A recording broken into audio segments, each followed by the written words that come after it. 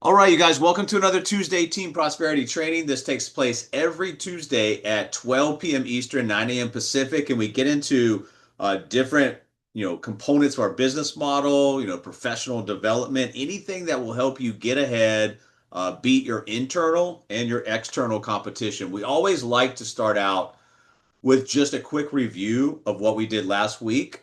And last week,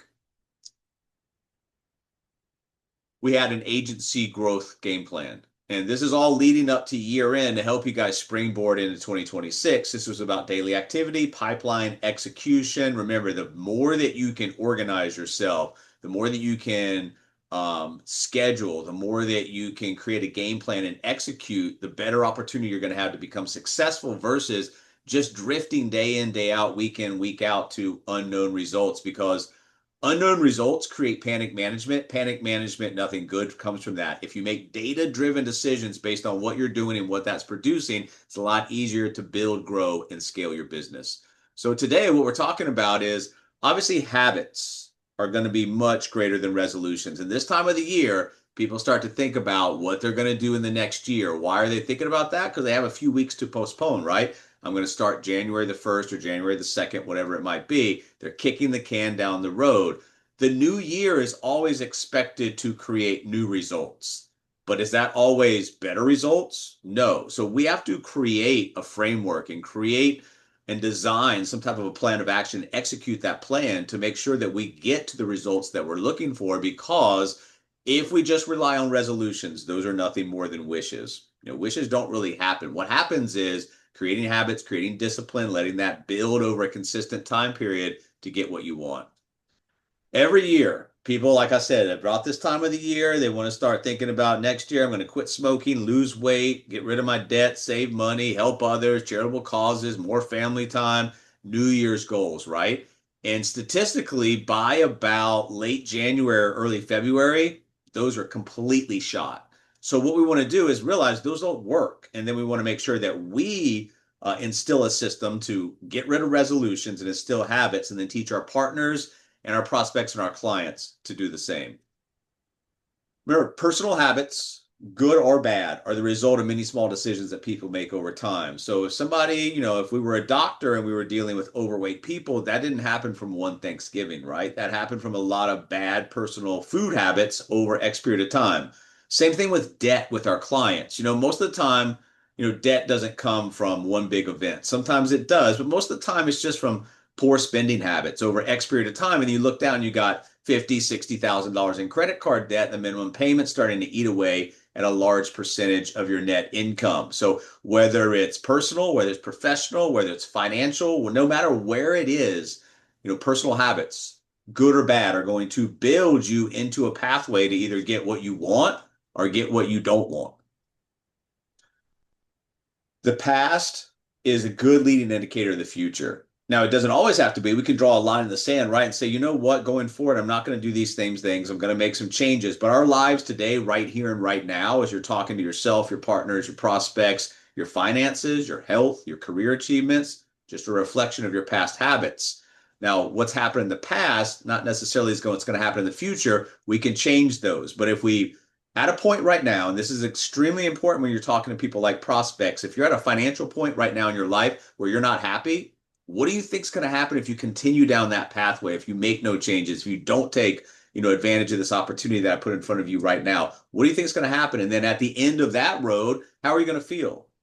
And so you have to make sure that regardless of the decisions that are being made by you or other people, you paint the picture of what that's going to look like down the road based on a number of variable factors today that we can kind of forecast.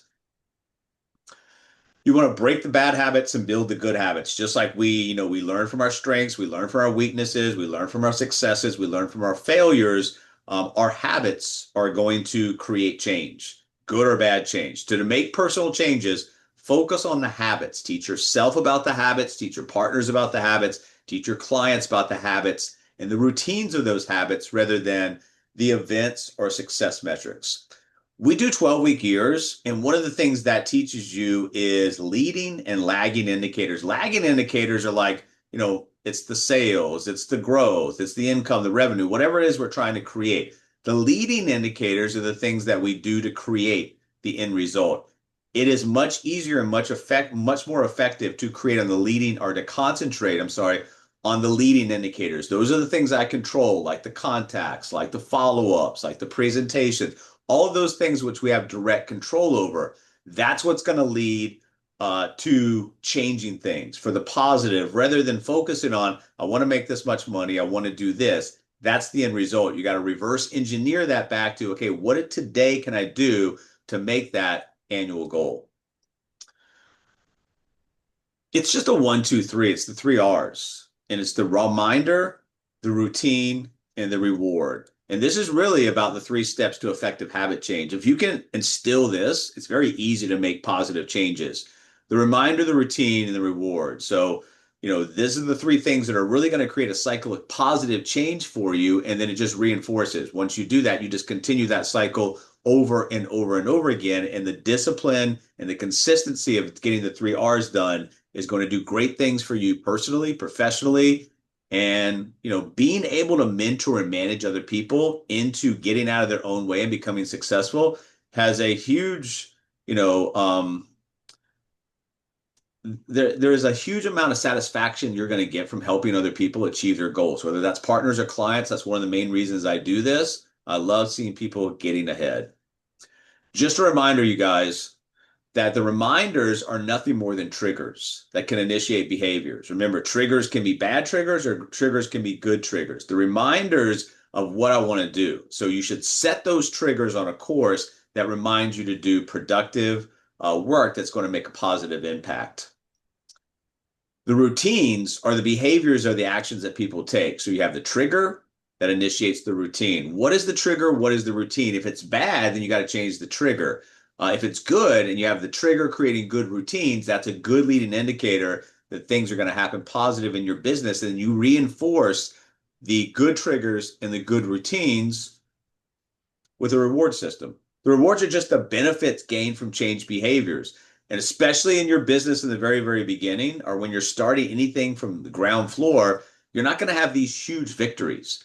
The rewards need to celebrate the small victories. Hey, I did this many contacts today, or I did this. Reward yourself, especially in the beginning, and teach your partners to do the same thing. Celebrate small victories, reward yourself, because those end results will change over time depending on where you are in your business cycle. This is what I teach myself. This is what I teach my partners. This is what I teach my clients. Hey, you're here.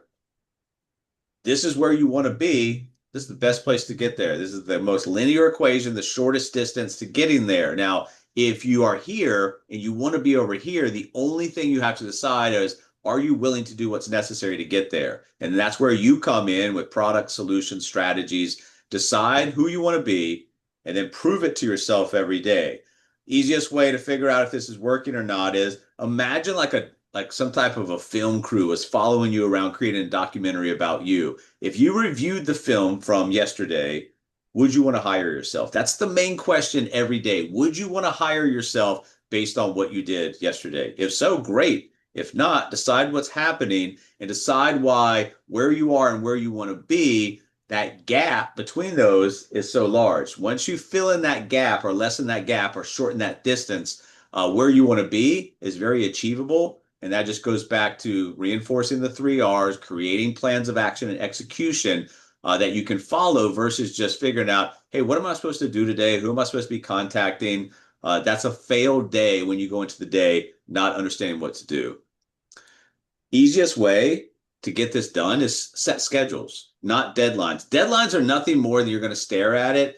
And then as it gets closer and closer and closer, you're going to be more apprehensive and anxious about it. If you set schedules, hey, I'm going to do this, this, and this versus, hey, this is all due on this day. I'm just going to stare at it versus, hey, I need to do this on Tuesday, this on Wednesday, this on Thursday. And those smaller compartments are leading up to the bigger projects and the deadline. So don't just schedule a deadline someplace in the future and stare at it until it becomes a stress point for you.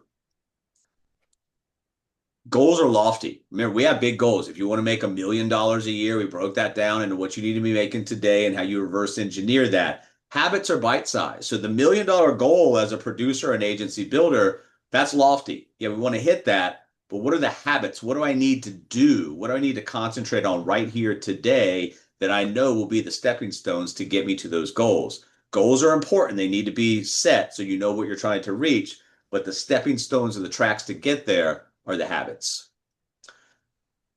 Remember, goals take superhuman effort. Habits are automatic. So by doing the habits that are automatic and second nature after you get used to them, you're leading into your goals without really having to think about the size and the magnitude of the goal because you're concentrated on what you control, which is your energy, your intensity, your ability, your all of the things that you can bring every day to the table that will help you create the habits, create the routines, create the triggers and the rewards that lead to the overall goals. Every single day in this business, you're not going to feel like doing things. And that's just real talk. So, what you need to understand is you got to know your why because the motivation to do this day in and day out is not going to come from the same area, but you need to have a why. And that why needs to create a vision that you're sold on that motivates you and inspires you to get this done. Know your why. Why are you doing this? Why am I doing this? Who am I doing this for? Is it to create an asset, a legacy? What is it that you're trying to do and reinforce that every single day? A vision, guys, and your vision board and the things that you create that encompasses your why is not something that you build and then put over to the side that you never look at again. It's something that you continually revisit each day to reinforce why you're doing this business. And then you want to strive for progress, not for perfection, guys. Progress is greater than perfection. If you strive for perfection, what I see happen far too many times is you're waiting. And perfection is just a veiled way to procrastinate doing what's necessary, which is the activity that's going to produce the results that you're looking for. So what we're looking for is progress. Just do the things that you need to do, understanding that you're not going to be great at it in the beginning, but you will get better and better and better at it. And then you can pay it forward. You can teach other people and then hopefully preemptively help them overcome obstacles that you ran into before they even get there. So progress over perfection in the new year. And let's make sure that we don't bite off more than we can chew because it will most certainly bite you. So if you haven't made 3 contacts and you say, I'm going to make 300 contacts, that's not going to happen, guys. It's going to be something that's a stress point, create anxiety for you. So start small. And then by doing that, reinforce that, build that self-confidence, celebrate the small victories, and then build on that more and more and more. You're not going to, if you've never been to the gym or haven't been to the gym in years, you're not going to put it on full blast on the treadmill and run 15 miles. That's crazy to think that. Same thing in your business here. Build into the bigger activity by starting with smaller activities. Reflect along the way. And this is something else that we do a lot in the 12-week year. If you don't reflect, then a lot of the other stuff that you do, like being accountable, measurement, understanding where you are, how far, how close you are away to your goals, is not going to allow you to fix the deficiencies or the weakness or ask for help because you never really are able to identify those. So you have to have a vision. You have to have a plan of action, execution, be accountable, measure along the way, and then reflect. What's reflection? It's like an honest diary about what's happening or what's not happening and why. This is called habit stacking. Habit stacking is an incredible way without you can really just trick yourself into creating new habits. So old habits, let's say, well, we all wake up, hopefully, not we're done, right? We move on to transition, but most of us every day are waking up. Maybe our step after we wake up is we go brush our teeth. Maybe we increase a new habit in between the old habits that are already instilled. Maybe between waking up and brushing our teeth, we do 5 push-ups. So this is called habit stacking, and you can just insert small habits. No, notice it didn't say do 50 push-ups. Insert small habits in between old habits that are already framework, and then watch. It's a lot easier. And then as you do that to increase, now I can go to 10, now I can go to 15. Now I can read 4 pages of a book, 6 pages of a book. Notice it says read 2 pages, not 20 or 200. You want to start small. That creates the self-confidence and the ability to go forward, creating larger goals for yourself. We've talked about this several times today. Celebrate your victory. Depending on where you are in your business, your victories will be different. But you need to, especially in the beginning, like we said, celebrate your small victories. That's going to create self-confidence and instill the framework to go forward and do more and more and more of what you should be doing. That's probably uncomfortable in the beginning, but uncomfortable becomes comfortable after a while, and then it's just second nature. You guys want to avoid pitfalls. And what are pitfalls? Well, pitfalls are things that hopefully, as you get more entrenched in this business and you're in here for a longer period of time, you understand what the pitfalls are. We say preemptively help other people avoid those, whether those are partners or whether those are clients. One of the pitfalls is trying to change everything at one time. You're not going to be able to do that. So identify some things that you can concentrate on, maybe one change, two change, not everything, because if you change everything at one time, you're really not going to notice, is it helping? Is it hurting? What exactly did I do that helped or hurt? So change one thing, twice, two things maximum at a time, and then see what that does to the overall picture. If it helps, great. If it doesn't, change something else. But once again, don't try to change everything at one time. Pick off small pieces. Starting with a habit that's too big is another pitfall. If, let's say that we have this habit, this bad habit that's huge. Well, we're not going to start there. We're going to break down a smaller habit because what does that do? That increases my self-confidence, increases my ability to go forward and think that I can tackle the big habit. So always start small, celebrate those small victories, and then move on to bigger goals, bigger problems, whatever it might be. Power of tiny gains. You are seeking a result, not a ritual. That is a big pitfall to avoid. You want to create the ritual. Remember, habits, your brain loves to do whatever it is that you're already doing. It just loves to keep on that same path. So if you set it on a negative path, you'll continue down a negative path. You set it down a positive path, it'll continue down that path. And we're not looking for huge changes, guys. We're looking for tiny gains compounded over X period of time. 1% better every day, 1% worse every day. You can see what those really do on the improvement or decline. Same thing with your clients, same thing with your partners. You're asking them and you're expecting them to make small changes that will add up to big results over time. Not changing your environment is another habit. If you're not getting the results that you're looking for, one of the things that you need to look for is what does your working environment look like? Where do you go every day? What does your home office or your real office look like? Do you have distractions? Are you able to really concentrate on there? If your environment is not producing the results that you want and you're not willing to change that environment, the results are not going to change at all either. So get into a place where you can concentrate, you feel good, and you can make things happen.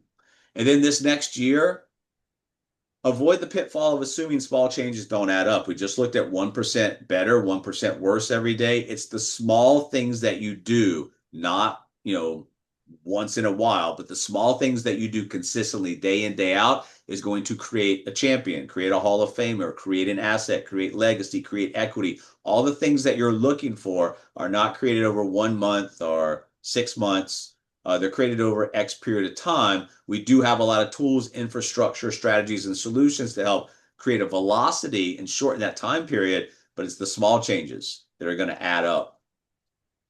Don't sweat the bad days. If you allow a conversation that went south, like let's say I call somebody and they're in a pissed off mood because they had an argument with their spouse or they hate their life that day or whatever it might be, that's not on me. But if I allow that to just weigh down my entire day, that is on me. So you don't want to sweat the bad days. You don't want to sweat the bad results. You don't want to sweat the bad conversations.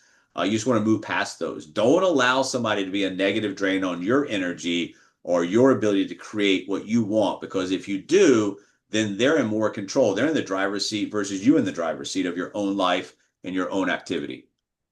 We're going to end this training today with just a couple of exercises that will help you guys come out of this training and come into 2026 with a game plan and an execution of that game plan that's going to get results. So think about your current routine. What do you do day in, day out? What's working? Where are you losing time? I talked to a partner last night and I had to call them back because I didn't see them call. And it's because I keep my phone on silent most of the time. Because if I don't, every notification, every ding, every alert is going to grab my attention and pull me away from what I'm supposed to be doing. So I know that I get easily distracted, so I fix that, right? That's what I'm talking about here. Write down your perfect day. What are your income producing activities you're going to prioritize?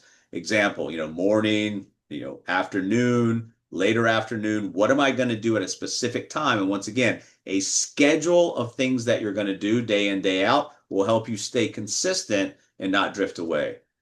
What are your targets? Define realistic and scalable growth metrics. If you haven't made $1,000 in your business because you're brand new, making $100,000 a month is not going to sound realistic. So you have to define realistic, scalable growth metrics depending on where you are and what you need to get done. Maybe it's, the agency growth. These are the numbers that you want to hit on an agency level, a branch level, whatever you want to call it. You want to be hitting 10 clients and 10 partners per month. That's a balance of growth on both sides of the fence. And then as an individual agency builder, you want to be responsible for 30% of that. 3 clients, 3 partners per month. That will build into the branch.